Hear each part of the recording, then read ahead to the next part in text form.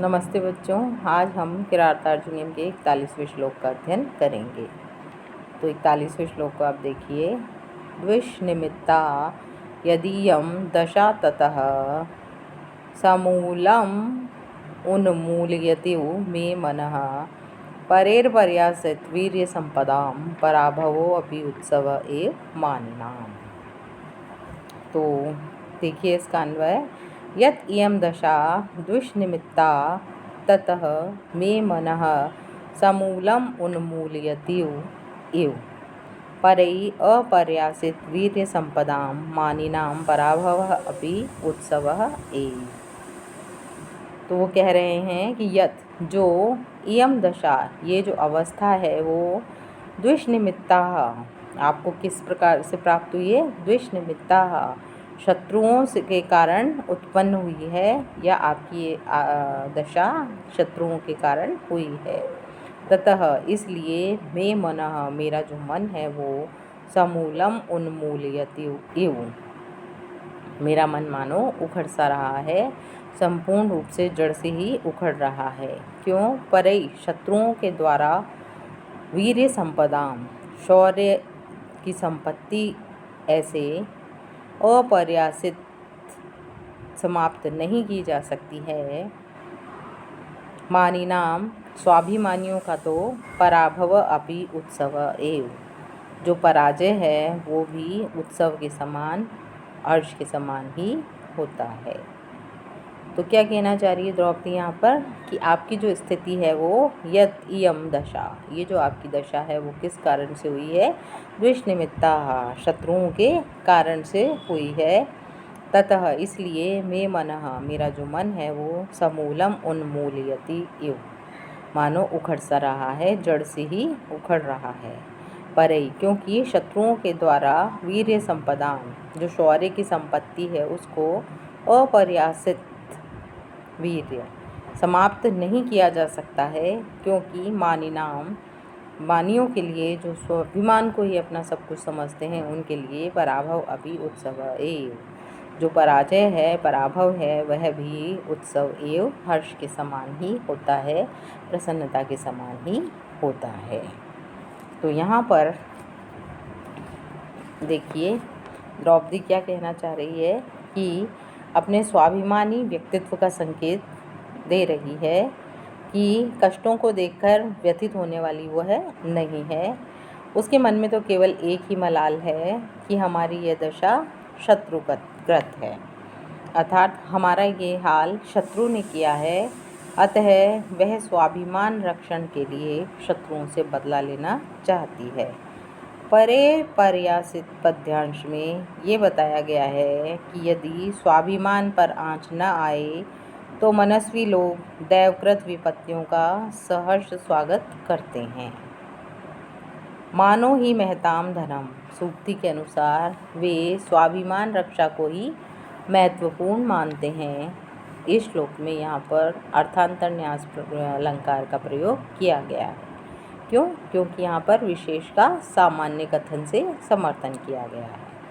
इसलिए जहाँ पर सामान्य कथन से विशेष का समर्थन किया जाए वहाँ पर अर्थांतरन्यास अलंकार होता है, और इसी कारण से इस श्लोक में अर्थांतरन्यास अलंकार का प्रयोग हुआ है।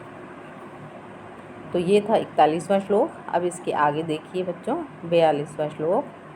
विहाय शांतिम नृप धाम तत्पुनः प्रसीद संदेही बधाय विद्विषाम व्रजन्ति शत्रून् वधूय निस्पृहा शमेन सिद्धि मुनियो न भूभृतः। तो अब इसमें द्रौपदी क्या कहना चाह रही है वो देखिए। अन्वय।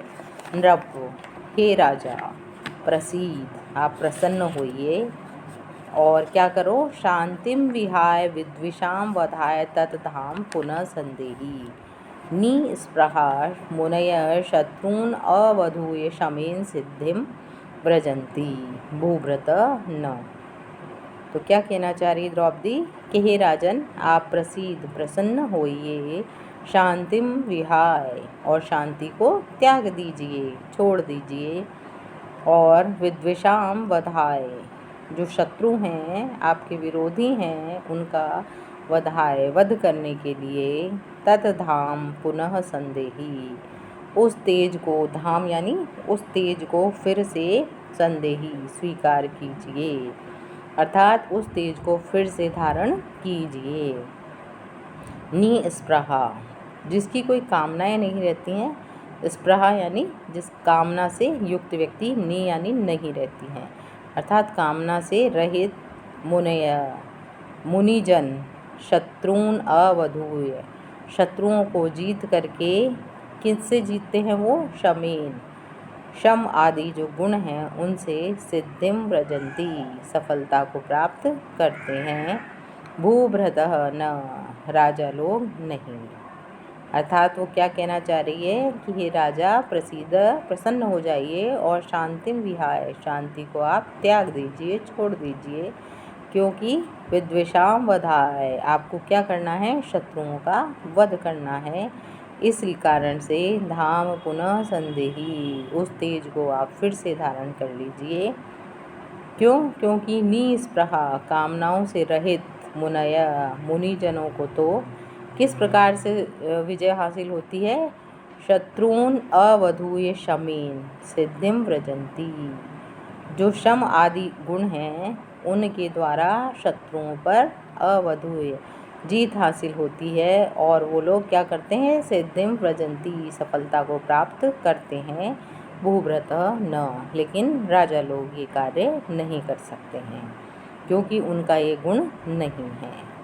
तो द्रौपदी जो है वो इसीलिए कह रही है कि आप शांति को त्याग दीजिए और युद्ध करिए।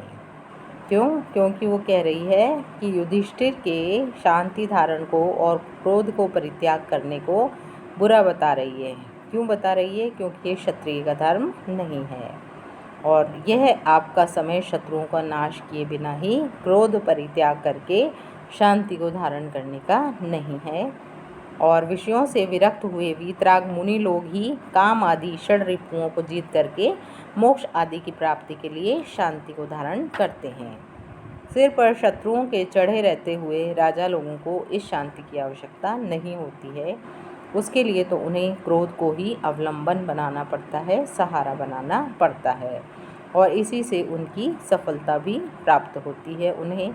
इसलिए कृपा करके आप भी जो क्षत्रियों के लिए उचित तेज है, वीर लोगों के लिए जो है तेज, उसको आप धारण कीजिए।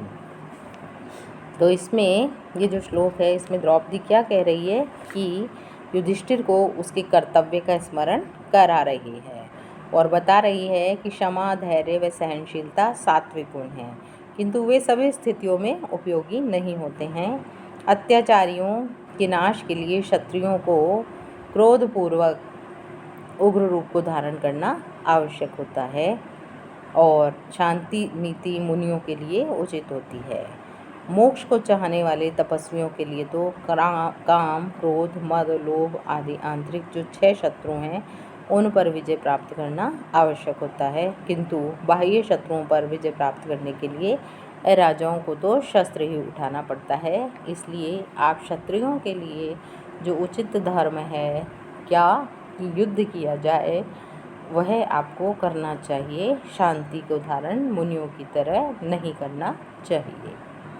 तो ये थे आपके 2 श्लोक जो आपने देखे। अब इसके आगे अगली कक्षा में प्रारंभ करेंगे।